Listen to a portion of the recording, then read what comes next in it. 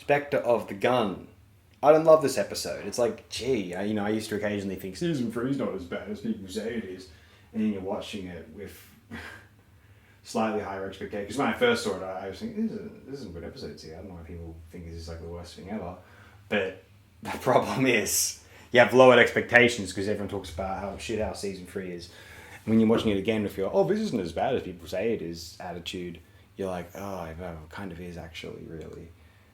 Not always, but sometimes. Spectre of the Gun is not terrible, but it's a bit of a bore. I hate to invoke classic Doctor Who and the Star Trek uploads again, but man, it's like the Gunfighters is one of the worst classic serials they ever did, First Doctor or not.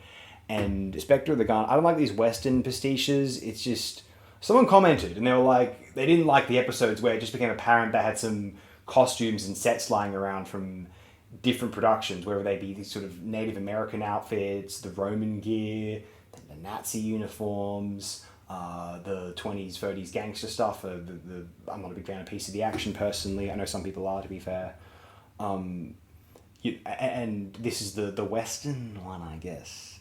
Some decent visuals, but also the kind of visuals at times where that's the kind of thing that someone who's put off by Star Trek the original series would see that effect and they'd be like, okay, this is why I don't watch it. I'm out.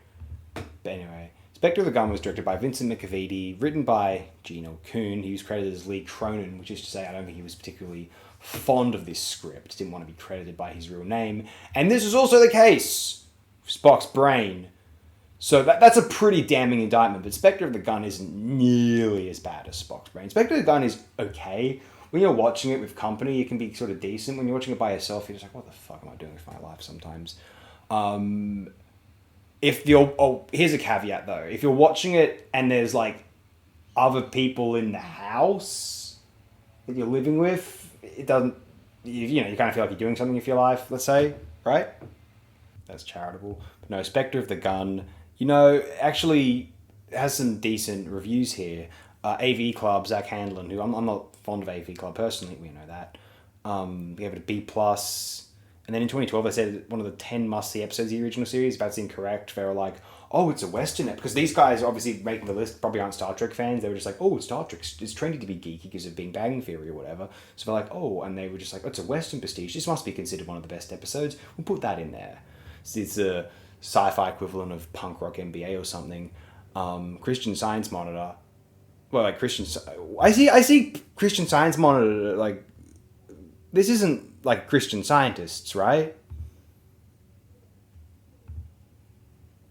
Because, like, why is this taken seriously as a journalistic source if it's like Christian Science? Like, I like Christianity and I like science, but the Christian Scientists are some of the stupidest people on the fucking planet.